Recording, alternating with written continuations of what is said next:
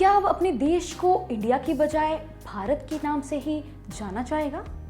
राजनीतिक गलियारों में यही कहा जा रहा है कि आने वाले संसद के विशेष सत्र में देश को आधिकारिक तौर पर रिपब्लिक ऑफ भारत कहे जाने वाले प्रस्ताव को पास कराया जा सकता है।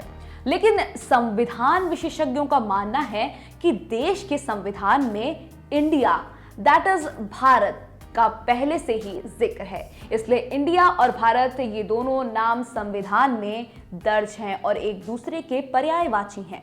ऐसे में चलिए आपको बताते हैं कि देश के नाम को लेकर संविधान क्या कहता है। नमस्कार, मैं हूं सत्या द्विवेदी, आपके साथ लोकमत हिंदी में आप सभी का स्वागत है। देश के संविधान के अनुच्छेद 1 में देश के नाम का जिक्र है। इसमें कहा गया है कि India that is Bharat shall be a union of states, यानी इंडिया जो कि भारत है वो राज्यों का एक संघ होगा। संविधान में ये इकलौता प्रावधान है जिसमें बताया गया है कि देश को आधिकारिक तौर पर क्या बुलाया जाएगा। इसी के आधार पर हिंदी में देश को भारत गणराज्य और अंग्रेजी में रिपब्लिक ऑफ इंडिया लिखा जाता है, यानी भारत और इंडिया एक दूसरे के पर्यायवाची हैं। 18 सितंबर 1949 को संविधान सभा की बैठक के दौरान नए बने राष्ट्र के नामकरण पर सभा के सदस्यों ने चर्चा की थी। इस दौरान सभा के सदस्यों की तरफ से विभिन्न नामों के सुझाव आए।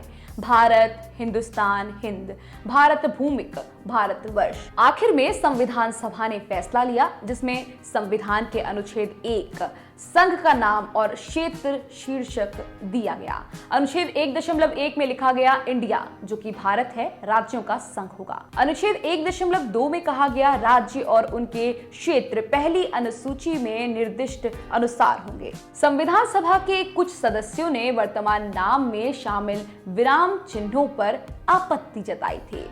एच.वी. कामत ने संविधान सभा में नाम को लेकर एक संशोधन पेश करते हुए कहा कि अनुच्छेद 1.1 में पढ़ा जाना चाहिए भारत या अंग्रेजी भाषा में इंडिया राज्यों का एक संघ होगा। इसके साथ ही नाम को लेकर कुछ अन्य आपत्तियां भी थी, लेकिन 26 जनवरी 1949 को संविधान के साथ ही अनुच्छेद 1.1 अपने मूल रूप में पारित हो गया, जिसमें लिखा गया India that is Bharat shall be a union of states, यानी इंडिया जो कि भारत है राज्यों का एक संघ होगा। बताते चले कि अचानक देश के नाम को लेकर चर्चा क्यों हो रही है। दरअसल देश की राजधानी में होने जा रहे G20 समिट के डिनर इनविटेशन के लिए राष्ट्रपति को प्रेसिडेंट ऑफ भारत के रूप में संदर्भित करने का मामला सामने आया, जिसके बाद विपक्षी दलों ने सरकार पर आरोप लगाया कि वो देश का नाम इंडिया से बदलकर भारत करने जा रहे हैं, जिसके बाद ये बयानबाजी का दौर शुरू हुआ। अब देश के नाम में बदलाव को लेकर मोदी की भारतीय जनता पार्टी के नेता का समर्थन प्राप्त है। उनका तर्क है कि इंडिया नाम ब्रिटिश उपनिवेशवादियों ने पेश किया था और ये शब्द गुलामी का प्रतीक है। देश को आजादी मिलने तक अंग्रेजों ने लगभग 200 साल तक भारत पर शासन किया।